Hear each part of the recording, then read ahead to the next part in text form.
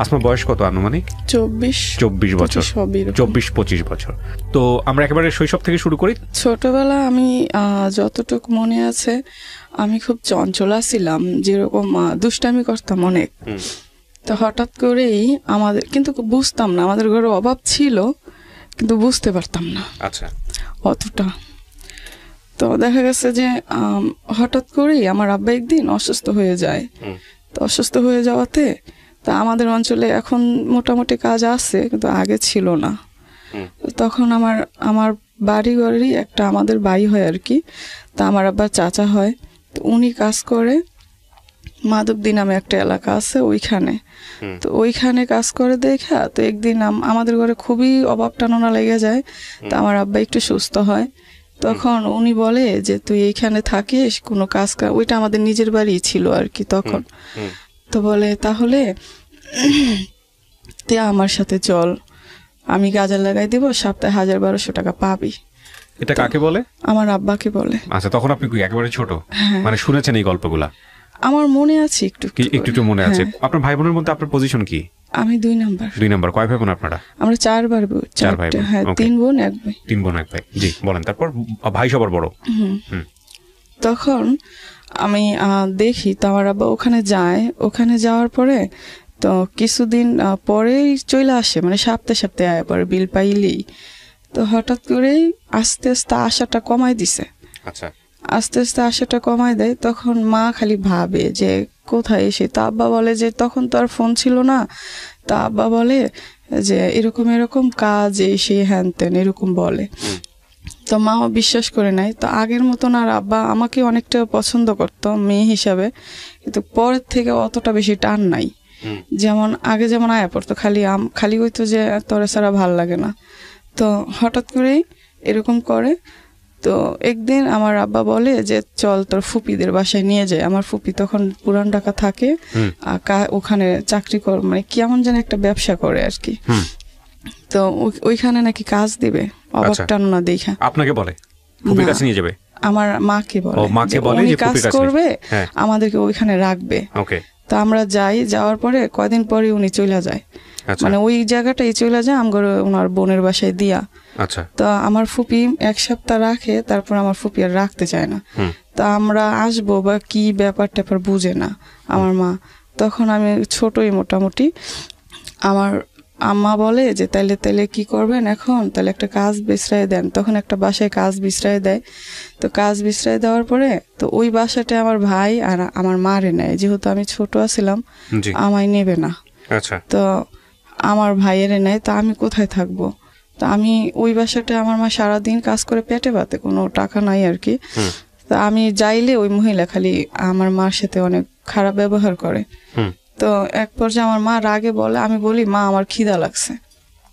তো বলে যে খিদা লাগলে এখন আমার কাছে আসিস কেন, তোর বাপের কাছে যাইতে পারিস না? আমি কি করবো, যা মানুষের কাছ থেকে খুঁজা খাগা। তো আমি ট্রাই করছি, কিন্তু আমি কেউ মানে একটা রুটিও দেয় নাই। তারপরে ওখান থেকে বাসায় আসি। আসার একটু পরে রাস্তায় একটা মহিলা দেখি। ওই বাসাটা মনে কয়তলা, 2 তলায় নাকি 3 তলা নাকি 4 তলা ছিল। আমার মায়ের জেনে আসছিল ওইটা 3 তলায় ছিল। 2 তলায় এরকমেরই ওই লোকগুলো যে ব্যবসা করতো বাতের, ওই ব্যবসাটাই ওই বেটাও করে। তো ওই বাসায় একটা মহিলা কাজ করে। ওই মহিলাটা আমার দেখে প্রায় সময় সিঁড়িতে বসে থাকি। তো বলে যে তুমি কোন বাসায়? আমি কাজ করি না, আমার মা কাজ করে, আমার রাখে না। তো কয় যে তাহলে তুমি কি কাজ করবা, তুমি শুধু ভাত দিয়ে আসবা। তা আমি বলি যে কোথায়? এই যে এইখানেই। তো আমি খুশি হয়েছি যেহেতু উপরে আমার মা। তো আমি বলি হ্যাঁ, আমি মার কাছে বলি। তখন মারে ডাইকে আনছি। মারে ডাইকে আনার পরে মা বলে ও তো ছোট মানুষ, ও তো কোনো কাজ পারবে না। তো ওই লোকগুলো কইতেছে ও শুধু ভাত দিয়ে আসবে, ও যেহেতু ছোট এটা তো দেখতেই আছি। তার কিছুদিন পরে ওই মহিলাটা চলে যায়। আচ্ছা। ওই মহিলাটা যাওয়াতে আমার মা, আমার ভাই, আমরা সবাই এই জায়গায় থাকি। তো তখন আমরা ওই জায়গায় থাকি পেটে পাতে। আর কয় মাস আসছিলাম ওইটা মনে নেই। আচ্ছা। কয় মাস আসছিলাম জানি। তারপরে আমগরে পাঠায় দেয় ওই জায়গায়। আমার আব্বা আসা যাতায়াত করে। তো যাতায়াত করাতে মনে হয় ওইখান থেকে, আমার মনে হয় আর কি, ওইখান থেকে হয়তো আমার বোনটা হয়। বাসায় আসি, বাড়িতে আসি ঈদের মেয়েদে। এমনি তখন আমার আব্বা আনতে যায় নাই, আমার মা আমাদেরকে নিয়ে চলে এসেছে। আচ্ছা। তো বাড়ি এসে শুনি মা কানাখুশি আমার মা শোনে যে আমার আব্বা ওখানে বিয়ে করছে। তারপরে আমার এই বোনটা হয়ে যায়। তো এই বোনটা হওয়ার পরে মানে কি আপনার মায়ের পেটই হয়? হ্যাঁ। আচ্ছা। তারপরে তার কিছুদিন পরে 1-1.5 বছরের মাথায় আবার আমার ওই বোনটা হয়ে যায়। ওই বোন বলতে একদম সবশেষে? হ্যাঁ। তখন একদম টোটালি শোনাশুনি হয়ে যায় যে আমার আব্বা অন্য জায়গায় বিয়ে করছে। আচ্ছা। তো শোনাশুনি হয়ে যাওয়ার পরে আমার আব্বা বাড়িতে নিয়ে আসে। বাড়িতে কি মানে আপনার দ্বিতীয় মাকে নিয়ে আসে, সৎ মাকে নিয়ে আসে? আমার আব্বা 2-3 মাস আমার এই মাকে নিয়ে আনে নাই, সৎ মারে। তো একটা মহিলা ছিল, উনি খুব ঝগড়াইটা ছিল, বয়স্কর। ওনার ঘরে কাউকে যাইতে দিত না। তো আমার মারে যখন আমার আব্বা খেদাই দেয়, তখন মনে করেন ওই মহিলা এত আকুতি মিনতি করছে আমার আব্বার কাছে যে 4টা ছেলে মেয়ে ছোট ছোট, তুই এমন করিস না, ওর শুধু ভাত কাপড় দিয়ে রাখিস, তোকে আমার আব্বা রাখবে না। মানে আপনার মাকে রাখবে না? আমার আব্বা আমার মারে তো খেদাই দিছে, আমার নানিকে বাড়ি গেছে। আচ্ছা। তো আমার নানিদের বাড়িতে আবার আমার ভাই আমার বোন ছোটটারে রাখতো, আমারে আর আমার এই বোনটারে রাখতো না। তো আমি আর আমার এই বোনটা আমার দাদির কাছে থাকতাম। আমার চাচা তখন বিয়ে করে নাই, ছোটটা। তো থাকতাম। তারপর দাদি খাইলে এটা ওটা বলতো, ছোটবেলা খিদা লাগতো বেশি বেশি, কিন্তু আলু টোকায় আনতাম, এটা টোকায় আনতাম, তারপরে এই করতাম। বাড়িতে আমার আব্বা একদিন আসে অনেকদিন পরে। তো আসার পর আমরা মনে করেন আমাদের ঘরে কোনো জিনিসপত্র ছিল না, আমরা মাটিতে ঘুমাইতাম একটা সালা বিছাইয়া। তো আমার মা বলে বাড়িতে ডাম আসছে। তো ডাম আসাতেই আমার মা ভাবতেছে যে একটা ডাম কিন্তু ছোট যে চালটা রাখে আর কি, একটা ডাম তেলে রাখি, যেহেতু আব্বা বাসায় গেছে সেই জন্য আর কি, যে টাকা তেলে আব্বাই দিব। তো আমার মা বলে মার কাছে 150 টাকা দিয়ে আমার আব্বা চলে যাইতেছে, মানে যেদিন আইছে তার পরের দিন, আর 5 কেজি চাল কিনা দিয়া। তো আমার মা বলে যে একটা ডাম আসছে, তো পোলাপাইন ছোট, চাল টাল নেওয়া যায়, তো একটা ডাম কিনা দাও। আব্বা বলছে যে তোর কাছে টাকা থাকলে তুই কিনা নে। তখন আমার মা কি করলো যে তাহলে কি কিনবো, হ্যাঁ কিন। তা আমার মা একটা ডাম কিনছে 100 টাকা দিয়া। আচ্ছা। তো কিনার পরে আমার আব্বা রাগ হয়ে যায়, তখন রাগ হয়ে আমার মারে টাকা না দিয়ে চলে যায়। তো ওই 5 কেজি চাউল দিয়া আর 50 টাকা দিয়া আমাদের খুব কষ্ট হইতো। তারপরে আমার মা দেখতাম খালি কান্না করে। তা আমি আর আমার ভাই মা ভক্ত ছিলাম প্রচুর। তা আমার মাকে বলতেছি, মা বলতেছে যে চাল ডাল নাও, একটু খুঁজা মাইজা খাওয়া যায়, কিন্তু আমরা লাড়কি কোত্থেকে আনবো, মরিচ কোত্থেকে আনবো, এরকম চিন্তা করতেছে। তা আমার আব্বা তো 1 সপ্তাহ গেল, 15 দিন গেল, 2 সপ্তাহের উপরে, 1 মাসও হয়ে গেছে, আসে না। তো মা খালি বলতেছে এতদিন হয়ে গেছে তোর আব্বা আসে না, ফোন দিলে পায় না, এটা ওটা খবর পাঠায়, খবর নাই, এই সেই কোনো করে না। তারপরে আমরা আমরা চকের থেকে কাঁচামরিচ এনে দিতাম, মারে সিদ্ধ করে দিত। তারপরে টমেটো এনে দিতাম, সেটা সিদ্ধ করে দিত। লাড়কি টোকাইতাম, সারাদিন চকেই থাকতাম। তো এরকম করে টমেটো আনতাম, আলু আনতাম, পেঁয়াজ আনতাম, আইনা তারপরে মারে দিতাম।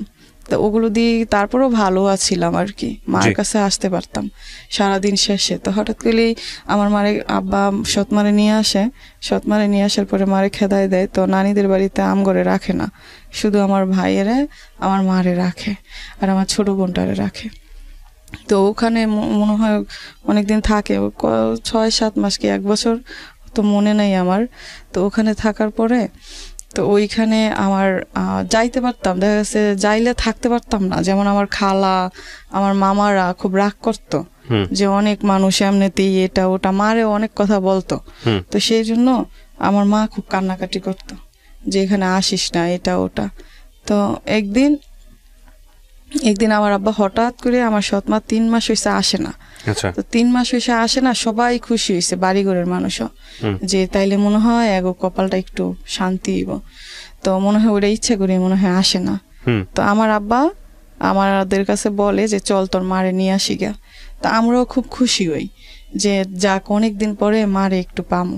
তারপরে আমার নানার কাছে যায়, নানা বলে যে তাইলে তোমার ওই বউ কি করবা, ওইটারে ডিভোর্স দিয়ে দেবো। তো নানা বলে যে তাইলে তুমি ডিভোর্স দিয়ে দিলে তো ডিভোর্স পেপার পাঠাও, তারপরে আমার মায়েরে দেই।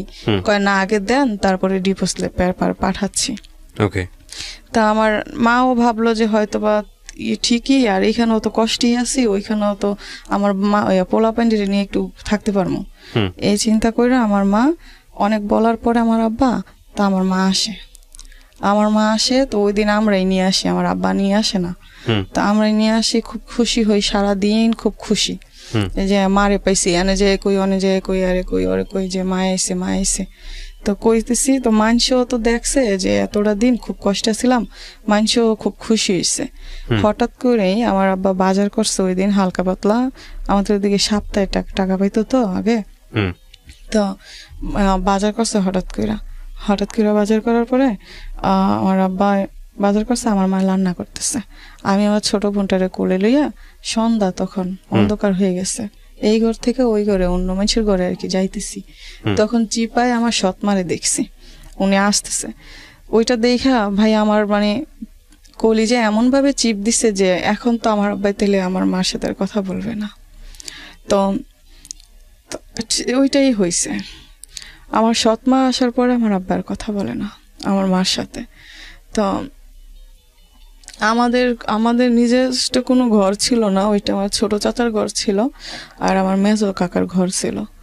তো হঠাৎ করে আমার যখন ওই সৎ মা আসে, তখন আমার আব্বা ওনার সাথেই কথা বলে, ওনার সাথেই খাচ্ছে, ওনার সাথেই উঠতেছে বসতেছে।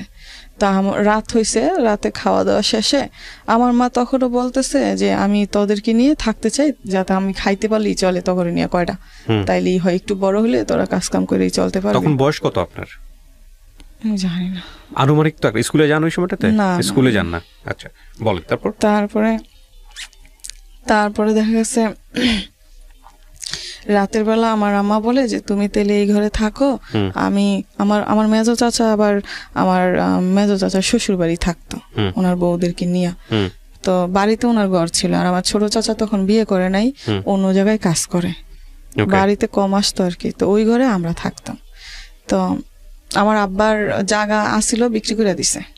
তারপরে আমার আব্বা বলে তুই এই ঘরেই থাকবি, তুই কোথাও যাইতে পারবি না, আমরা কি করি না করি তুই দেখবি। তা আমার মা বলে যে আপনারা যেটা খুশি সেটাই করেন, আমি আমার ছেলে মেয়ে নিয়ে ওই ঘরে থাকি, আমি কটা খাইতে পারলেই চলে। কিন্তু আমার আব্বা ওটা রাজি না, ওটা মানতে রাজি না। মানে সে ডিভোর্স দিয়ে দিবে নাকি বাড়ি থেকে বের করে দিবে? কোনটা না, কোনো কথাই বলে না, কিন্তু আমার আব্বা কি করে না করে সেটা আমার মা দেখবে। আচ্ছা, মানে নতুন বউ নিয়ে এসে? হ্যাঁ, নতুন বউ তখন আপনাদের বাড়িতে? হ্যাঁ। আচ্ছা, তারপর ওটা দেখবে, কিন্তু আমার মা বলতেছে যে আমাদের সাথে ঘুমাবে, কিন্তু আমার আব্বা বলতেছে যে না তুই এখানেই থাক। তো আমরা ঘুমাইছি আমার দাদির সাথে, আমার মেজো চাচার ঘরে। আর আমার আব্বা, আমার মাও বলতেছে আমার দাদির সাথেই আমাদের সাথে আমার মা ঘুমাবে, কিন্তু আমার আব্বা বলতেছে না আমরা এখানে শুবো, তুই এখানে শুবি। তো আমার মা ওই দিন ছিল, ওই দিন তো আসছে মনে হয় 10টা-11টার দিক, ওই দিন ছিল।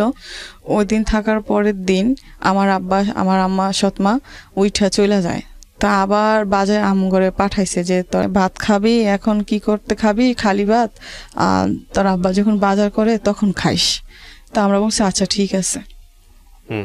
তো সকালবেলা মারে দেখছি নামাজ পড়ছে, তারপরে আমঘরে কইতেছে যে মসজিদে যাইতে। তো হঠাৎ করে আমরা কই মা আজকে না কালকা যাবো। তো আচ্ছা ঠিক আছে। তো আমার ভাই আমার 2 বোন নিয়ে চলে গেছে খেলতে, আর আমায় বলছে তোর আব্বার কাছে যা, কি বাজার সদাই করবে একটু দেখ, কি বাজার টাজার করে কিনা। তা আমি আব্বার কাছে গেছি, আয়সা দেখি যে আমার মা মাথার কোনো গুরুন্ডি দিয়ে পড়ে গেছে। তো একটা মাইয়া ভাতের মার নিত আর কি, ওনাদের গরুরে খাওয়াইতে, উনি বিছান করে দিছে। তো মা শুইছে। তো আমি এসে দেখি আমার মা শুয়ে আছে। আমি বলি মা তোমার কি হয়েছে? আমার তো মানে একটু শরীরটা ভালো না, তো এখন তোদের তো মনে হয় খিদা লাগবে, কি যে করি রান্না। তা আমি বলতেছি যে কেমনে রান্না করে তুমি আমারে বলো, আমি রান্না করি। কয় যে তুই পারতি না, তুই হাতটা পুড়ে ফেলাবি। তা আমি বলি না আমি হাত পুড়বো না, তুমি দেখাই দাও, তুমি বইলা দাও তাইলেই হবে। তো দেখাইতে যাওয়ার পরে তো আমাকে বাড়ি ঘরের একটা ফুপি, তো ও যার মাধ্যমে আমার আব্বাই কাজে গেছে আর কি, হ্যাঁ ভাগ্নি। তো হ্যাঁ আমি বলতেছি আমাদের ফুপি হয় ওই লোকটা। তো আমি বলি যে আপনি না আমাদের চুলাটা একটু এদিকে দিবেন, আমি রান্না করবো। তো হ্যাঁ আলগায় এদিকে দেয়, মানে মাটির চুলা আর কি আলগা। তো দেয়, তা আমি মা আমার বইলে দিতেছে যে এমনে এমনে এমনে এমনে। তো হঠাৎ করে ভাত বলকাইসা পড়ছে, তো আমার মা বলতেছে টয়লেটে যাবে, তো এমনিতেই আমার দাদি আইছে, দাদি বই জানি গেছে আর কি, তো দাদি আইছে এর ভিতরে কিন্তু আমার ভাই যে আমার বন্ধুকে নিয়ে খেলতে গেছে আর বাড়ি আসে নাই। তো তো আমি আমার মা বলতেছে টয়লেটে যাবে, তো আমাদের টয়লেটটা ছিল আমাদের এই ঘরটা, আর ওই পাশে আমার আবার চাচার ঘর আছিল ওই ঘরের পিছন দিয়ে। তো আমার দাদিরে বলছি যে দাদি এমন এমন মা নাকি টয়লেটে যাব, তখন ওই যে মেয়েটারে কইছি যে এদিকে চুলাটা দিতে, ওই চুলাটাই দেয়, ওই চুলাটা ওই মেয়েটারও কইছি যে তৈরা নেওয়ার কথা, তো নিয়ে যায়। তো ওই কোনায় যাওয়ার পর আমার মা বলতেছে টয়লেটে যাবে না, তো বদনাটা হয়েছে আরেকজনের। তো আমার মা আর আমার মাকে উনি আর আমার দাদি ধরে নিতেছে, আমায় বলতেছে আমার দাদি যে বদনাটা রাইখা আয়, তো আমি রাখতে গেছি। তো আমার মা যে আমাদের ঘরের ইটা ছিল আবার একটু উঁচা, তো আমার মা ভালো করে ধরতে পারে নাই, পইরা গেছে, পইরা গিয়ে এই 2 হাত ভাতে পইরা গেছে, গরম ভাতে। তো আমি পানি দিতে গেছি, আমার দাদি না করছে, পানি দিস না।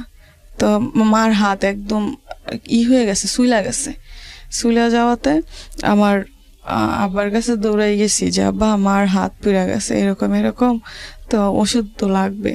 তো আব্বা বলে আমি কোনো ওষুধ টষুধ নিতে পারবো না, তোর মা ঢং করতেছে, তোর মা ভ্যাং ধরছে, এরকম এরকম, তোর মা এরকমই করে এই সেই, এখন আমার বউ হয়েছে না এটা ওটা। তা আমি 10-15 মিনিটের মতন আমি ওখানে দাঁড়ায় আসছিলাম যে আব্বা ডাক্তার। তার পর্যায়ে বলে যে যাবি নাকি জন্মের দেওয়া দিব। তা আমি দৌড়াইয়া আমার মেজো চাচা শ্বশুর বাড়ি থাকে না, ওনার উদ্দেশ্যে গেছি। আচ্ছা, ওনার উদ্দেশ্যে দৌড় দিতে যেতে উনি দেখি যে উনিও বাড়িতে আসতেছে, তখন সকাল আর কি। তো দেখি উনিও আসতেছে, বাজারে পাইছি। তো আমি কান্না করতেছি, কয় কি হয়েছে? আমি কাকা আমি তো আপনার কাছে যাইতেছিলাম। কয় কেন? আমি কই আমার মার তো হাত পুড়ে গেছে। তো তখন আমার চাচা কয় তোর আব্বা? আমাকে আব্বারে কইছি, কিন্তু আব্বাই কোনো ডাক্তার নেয় না। তখন আমার চাচা একটা ফার্মেসির ডাক্তার নিছে, উনি কি জানি দিয়াইছে। তো সারাদিন মোটামুটি ছিল, কিন্তু আমার আব্বাই সারাটা দিন ঝগড়া টগড়া, দুপুর টাইমে এসে ভাত পায় না, বকা টকা অনেক, এইটা ওটা, ভাইয়েরে মারতেছে, আমায় মারতেছে। তো সন্ধ্যাবেলা আমার মার কোনো ডাক্তারের কাছে নেয় না, তখন আমার ভাই মোটামুটি অনেকটাই বুঝে। তো আমার ভাই বলতেছে যে তুই ওগর একটু দেখিস, আমি নানিদের বাড়ি যাই। আচ্ছা, তখন আমার আব্বা বলতেছে যে তুই যদি এই কোণার থেকে ওই কোণায় যাস তাহলে তোর পাও কাইটা রাইখা দেবো। তো আমার ভাই ডরে যাইতেছে না। তো আমার দাদি বলতেছে যে ঘরে একটা লুগা মানুষ কি না কি হয়েছে, কোয়া যায় না, মাছটা আনিস না। তো আমার সৎমা বলতেছে মাছ ছাড়া নাকি ভাত খাইতে পারবে না। তো আমার আব্বা মাছ আনছে। তার কিছুক্ষণ পরেই এরকম করতেছে দেখে আমি ঘরে ঢুকছি। ঘরে ঢুকে দেখি যে আমার মা কেমন জানি করতেছে। তখন আমি দৌড় দিছি বাইরে। আমি কই বলেন, সমস্যা নেই, বলেন। আমি বুঝতে পারছি আপনার বলতে অনেক কষ্ট হচ্ছে, বাট আমাদের শ্রোতারা তো আসলে না বললে বুঝবে না কি ঘটনা ঘটেছে। বলেন। তা আমার একটা চাচা, আমার আবার চাচতো ভাই, আর যে মাইয়াটার কথা কইছি হ্যাঁ মা দৌড় দিছে। ঘরে ঢুকে দেখে আমার মা নাকি মারা গেছে। মানে কি আপনিও দেখতে পারেন নাই? শুধু আমি একটু ঢুকছি, তখন দেখ শর্মা কেমন জানি করতেছে।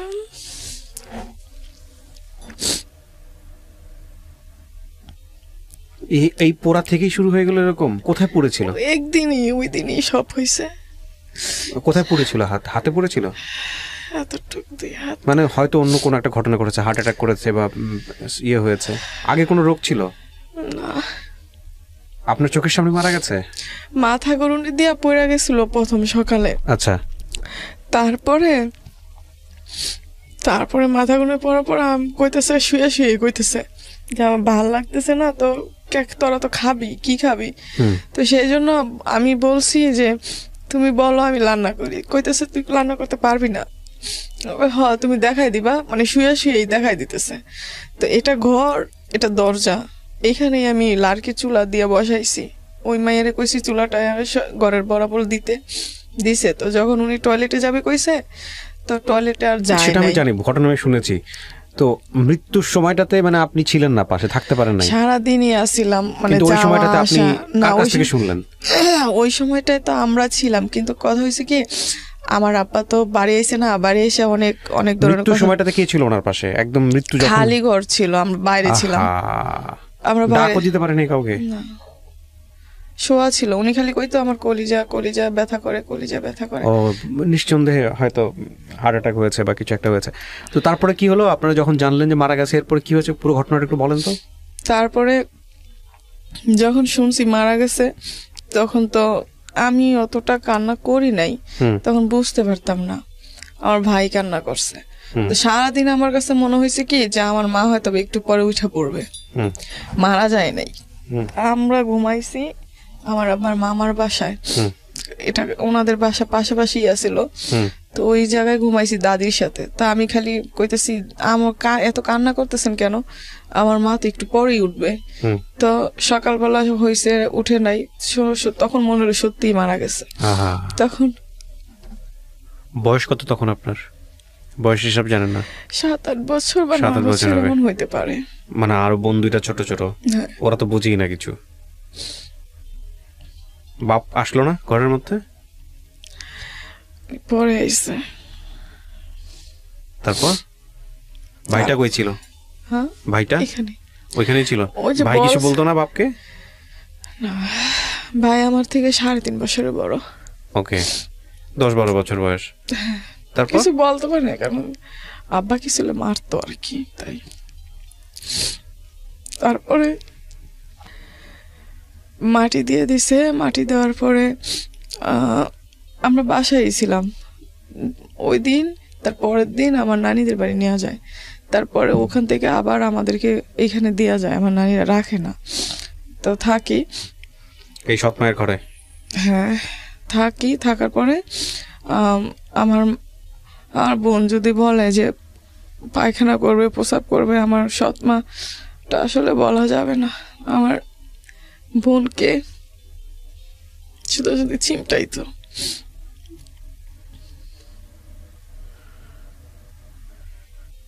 আপনি বলেন, গল্পগুলো যদি না বলেন, আপনি যদি এরকম গ্যাপ নেন, আমাদের শ্রোতারা বুঝবে না, বিরক্ত হবে। আপনি পুরো ঘটনাটা একটু বলেন। আমি জানি আপনার বুঝতে বলতে অনেক কষ্ট হচ্ছে, কিন্তু আপনি একটু বলেন। যেহেতু রেডিও এটা দেখতে পাচ্ছে না, সো ওনারা হয়তো বা কনফিউজ হয়ে যাবেন যে এত গ্যাপ কেন। প্রিয় দর্শক এবং শ্রোতা, আপনারা বুঝতে পারছেন যে ওনার বলার ধরনের গ্যাপের পেছনের অন্যতম কারণ হচ্ছে এটা। আপনারা গ্যাপ হলে একটু ধৈর্য ধরবেন, কারণ ওনাকে যথেষ্ট কষ্ট করে গল্পগুলো বলতে হচ্ছে। তারপরে কি হতো? তো সেইখানে দেখা গেছে আমার বোনকে পায়খানা রাস্তায় চিমটাইতো। তো আমার বোন যাইতে চাইতো না, গোসল করালে সাবান দিত মুখে, যাইতে চাইতো না, খালি কান্না করতো। তো আমি তখন জানি না আল্লাহ কোত্থেকে বুঝ দিছে, তো আমি তার আগ পর্যন্ত কিন্তু আমার বোনদেরকে আমি কোলে নিতে চাইতাম না। তো তখন দেখে আমি নিজে ওদেরকে কোলে রাখা শুরু করলাম, এই দুইজনকে। হ্যাঁ। ওকে। তো খাবার দাবার দিত ঠিক মতো? আব্বার সাথে বসতে খাইতাম। আব্বা যখন আসতো আব্বা তখন খাইতাম, তার আগে খাইতে পারতাম না, খিদে লাগলো না। তারপরে একদিন আমার ভাইকে মারে আমার আব্বা। মারার পর আমার ভাই যায়, বের হয়ে চলে যায় নানিদের বাড়ি। আচ্ছা। আমার ভাইকে জায়গা দেয়, কিন্তু আমাদেরকে জায়গা দেয় না। আপনাদেরকে দেয় না? বোনদেরকে দেয় না কেন? বিয়ে শাদী দেওয়া লাগবে, টাকা কোত্থেকে আনবে, খাওয়ান লাগবে, তারপর বিয়ে দিতে হবে, এই জন্য কাজ কাম করতে পারবো না, এটা ওটা। আমার ভাই তখন গিয়ে ওখানে কাজে লেগে গেছে। আমার ভাইকে ভালো করে রাখে, এরা আমাদেরকে রাখে না। তা আমার আব্বার কাছে থাকতে কিন্তু এদিক দিয়ে মারা, ঝগড়া, মারতেছে, একটু দেরি হলে একটু দোকানে পাঠাইছে, একটা কিছু আনলে মারতেছে। তারপরে শুধু এটা করতেছে। ওই দুইটারে মারতো না আমার আব্বা, আমায় মারতো। দোকানে পাঠাইছে, যদি 2 মিনিট লেট হইতো তাহলে মারতো। আর ওই সময়টা কেন জানি খেলার নেশা ছিল প্রচন্ড। যদি দেখতাম কেউ খেলতেছে, ওইখানে দাঁড়ায় থাকতাম। আচ্ছা। তা বাড়ি আসলে মার খাইতাম। তারপর একদিন এক পর্যায়ে দেখা গেছে আমাদের আমার চাচারও যাওয়া জায়গাটা বিক্রি করে দেয়। তো বিক্রি করে দেওয়ার পরে আমার চাচারা তখন আমার চাচা তখন বিদেশে যাওয়ার জন্য বিক্রি করে দেয়। তো আমার চাচা বিদেশে চলে যায়। তো আমরা ওই আমাদের বাড়ির পাশেই একটা জায়গা, ওখানে ভাড়া দেওয়া লাগে নাই, ওইখানে আমার আব্বা কাজ করতো আর ওইখানে থাকতো। তো ওইখানে থাকি, তো মানুষের ঘরে 2টা বোনকে নিয়ে বসে থাকি সময়। তো কিছুদিন পরে শুনি যে রান্না করতে হবে, এটা ওটা। তো রান্না বান্না করি। রান্না বান্না করার পরে যার বাসায় মানে আমার আব্বা থাকে, ওনার এই 12টা নাকি 14টা কল আসছিল, হাতে কাপড় তৈরি করতে আর কি, ওইগুলো। তো ওগুলো আবার হানাবোয়া নেওয়া লাগে, ওগুলো হানাবোয়া কয়। তা আমার আব্বা বলে যে আমাদেরকে খাওয়াইতে পারবে না, পড়াইতে পারবে না, এটা না ওটা না। তা আমি বলি যে আমি এদেরকে এখন নিয়ে কোথায় যাবো, যাওয়ার তো কোনো সিস্টেম নাই। তা আমি কি করে বলি যে আব্বা আমার না স্কুলে যেতে মন চায়, তা আমি কি করবো এখন, আমার বান্ধবীরা স্কুলে যায়, আমার না তুমি একটু স্কুলে ভর্তি করে দাও, আমি রান্না করব, আবার আমি ওদেরকে খাওয়ায় দাওয়ায় গায়ে গোসল করায় রাখবো, দিয়া যাবো, তুমি শুধু একটুখানি রাখবা। মানে আব্বা ওইখানেই কাজ করতো আর কি। আর আমি আইসা আবার করবো। তো ওই যে হানাবোয়া কয় ওগুলো আবার আমি নিতাম, কিন্তু ওগুলো অত টাকা আসতো না, 30 টাকা 40 টাকা দিত একটা নিলে। তো দিন দেখা যাচ্ছে 2-3টা নেওয়া যেত, তার বেশি নেওয়া যেত না। তো ওই টাকায় নাকি আমার আব্বার হয় না। তো একদিন দেখা গেছে আমার আব্বা এমন অবস্থা করছে, 1 মাসও হয় না স্কুলে গেছি, কয় এই সবাই ডাইকে আনছে, কয় এই কি এর স্কুলে যায়, এখন স্কুলে যায় নাকি, নাম লিখতে পারে না, কিছু না, এটা ওইটা। তারপরে স্কুলে যাওয়া বন্ধ করে দিছে। তো এই দিক দিয়ে আমার বোন 2টা একটু বড় হইতেছে। আর আমার আব্বা এই তারপরে বাড়ির পাশেই কাজ করতাম একটা বাসায়, ওইখানে কাজ করে ওইখানে আবার 1000 টাকা করে মাসে দিত। তো ওই টাকাটা আমার আব্বাই নিয়ে আইতো, নিয়ে আসতো। তারপরও আমার আব্বাই 2 দিন পর পরই ঝগড়া করতো। বাড়ি এসে একদিনও করতে পারতাম না, একবেলা খাইতে পারতাম না, বসতে পারতাম না। তা আমার বন্ধুকে মনে করেন রাত্রেবেলা সারাদিন এটা কই না, আর বন্ধুটা খালি কান্না করে, আপু তুই যাইস না, আপু তুই যাইস না। তো আমি না গেলেও হয় না, আর গেলেও এই জায়গায় বইয়া থাকলেও হয় না। তো এক পর্যায়ে আমার আব্বা চলে যায়। ওকে প্রিয় শ্রোতা, আচ্ছা আমি রাখা শুরু করি। তো আমি আস্তে আস্তে রাখি, আস্তে আস্তে ওরা বড় হইতেছে, আমি মানুষের বাসায় কাজ করতেছি, এই কাজ করতেছি, ওই কাজ করতেছি, ওদেরকে তারপরে নিজে না খাইয়া খাওয়াইতেছি।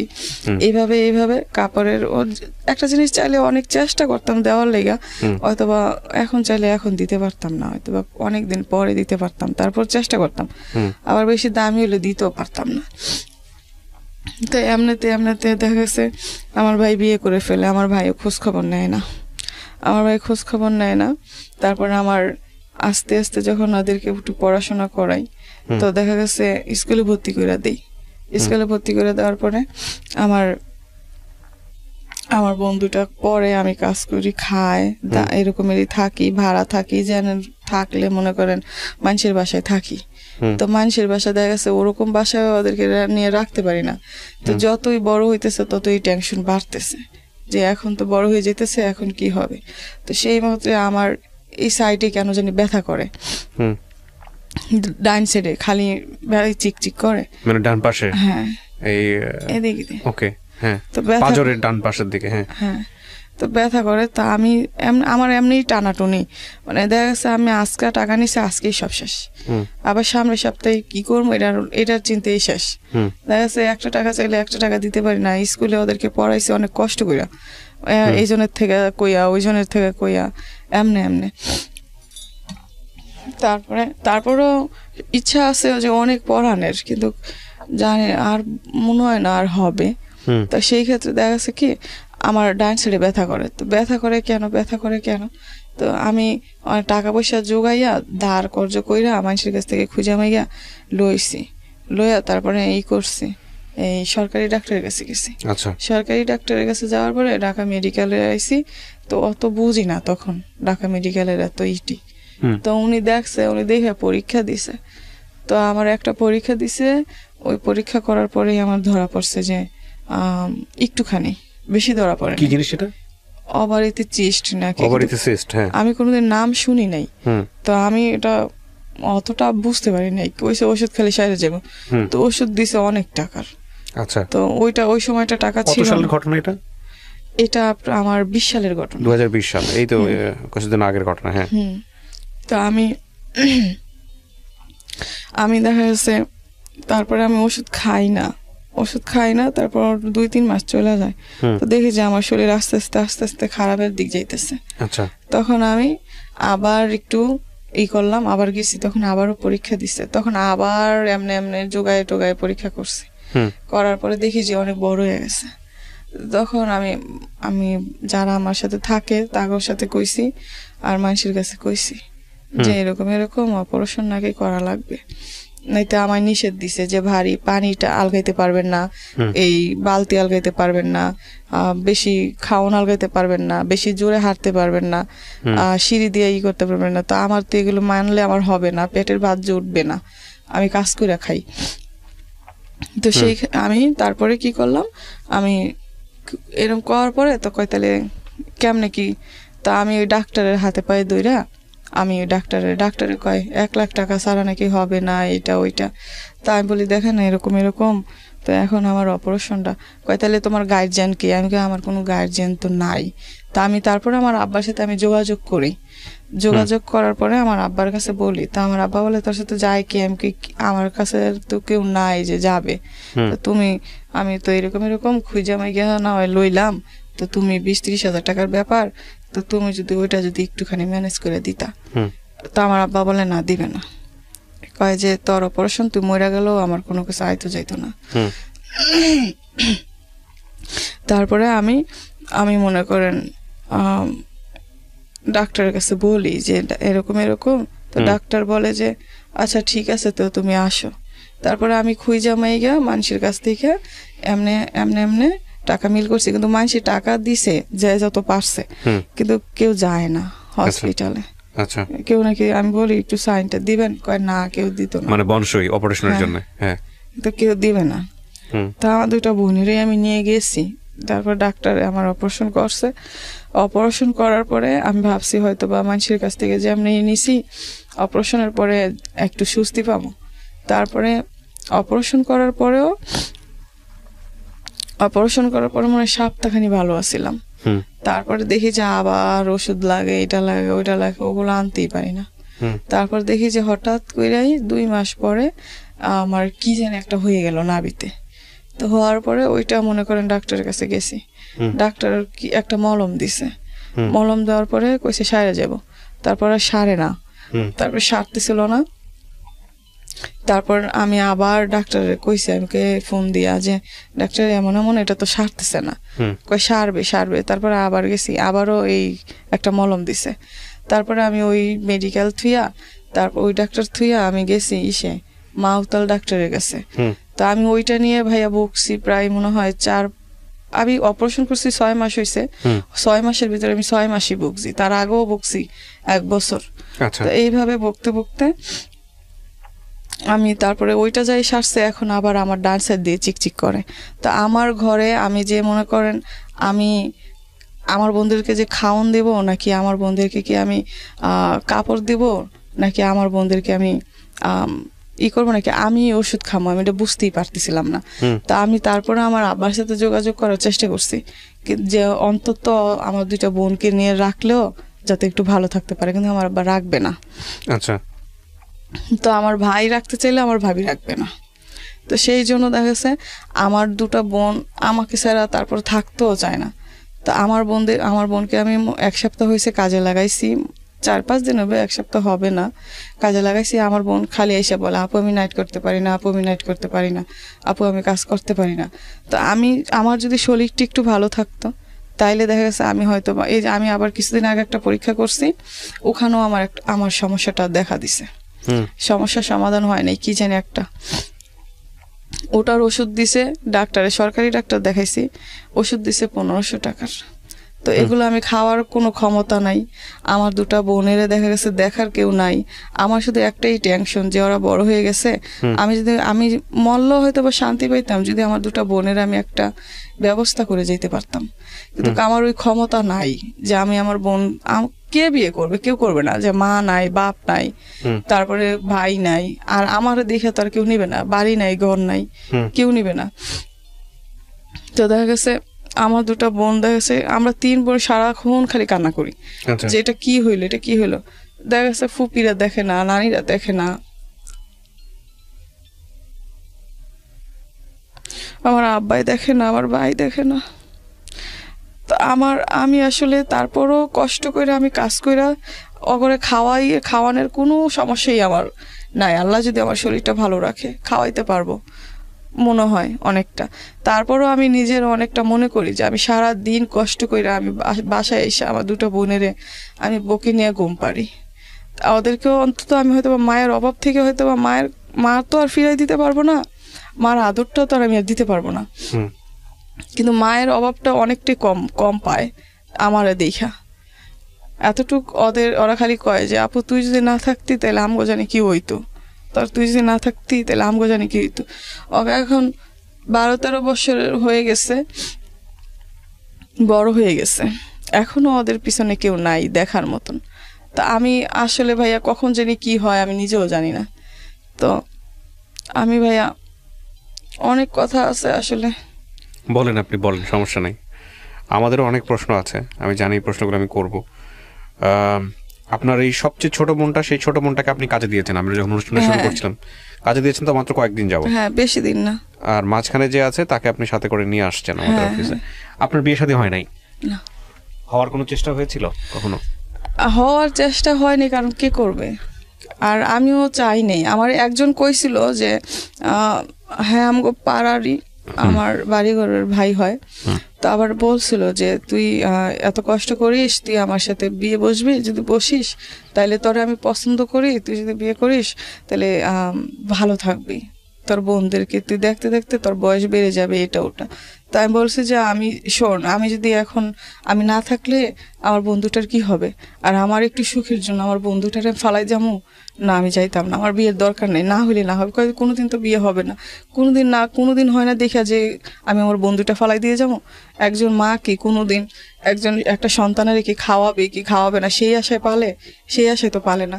তা আমি কি আমার বন্ধুদেরকে কি সেই আশাই পালমো? এটা কোনো কথা হয়েছে?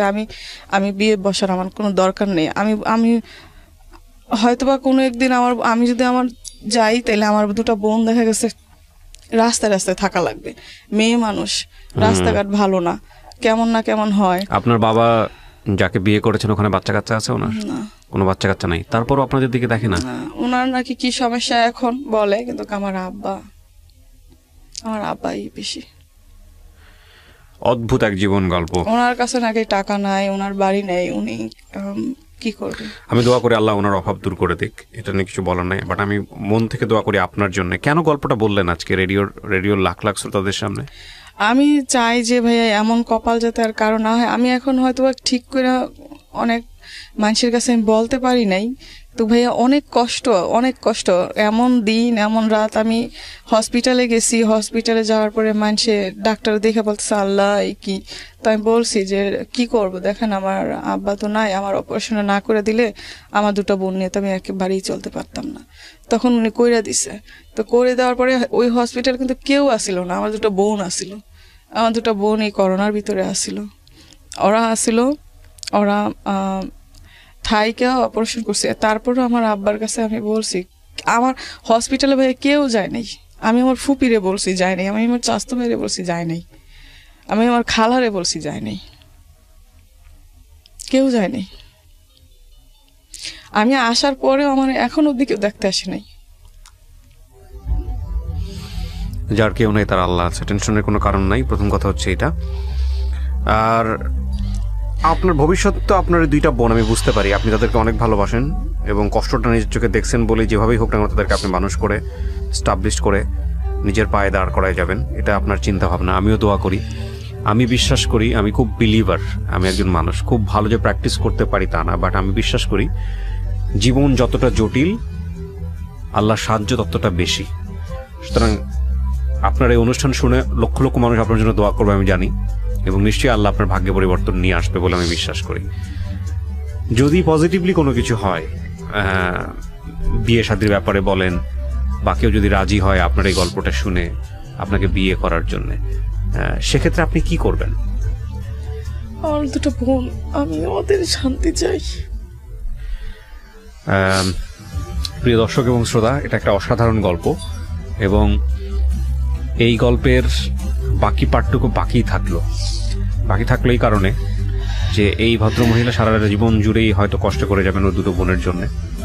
এই দুটো বোন যেন এই বড় বোনটাকে মায়ের মতো সম্মান করে, সেটাই আমরা প্রত্যাশা করব। আল্লাহ ওর জন্য নিশ্চয়ই ভালো কিছু রেখেছেন। এইরকম একটা পজিটিভ চিন্তা করেই আমরা আমাদের অনুষ্ঠানটা শেষ করি। আমাদের সামাজিকতার জায়গাটা থেকে আমার জি বলেন বলেন। আমি আসলে আমার জীবনে ভাবি না। আমি আমার মার একটু দেখছি তো, একটু ডাকছি। আমার বন্ধুটা আমার জিজ্ঞাসা করে যে আপু মা কেমন ছিল, একটা ছবিও নাই আমার মায়ের। আমি দেখাইতে পারি না, আমি বলতেও পারি না যে এরকম ছিল ওরকম ছিল। আমার ছোট বোনটা আমার মায়ের থেকে বেশি দিনের বুকের দুধ খাইতে পারে নাই।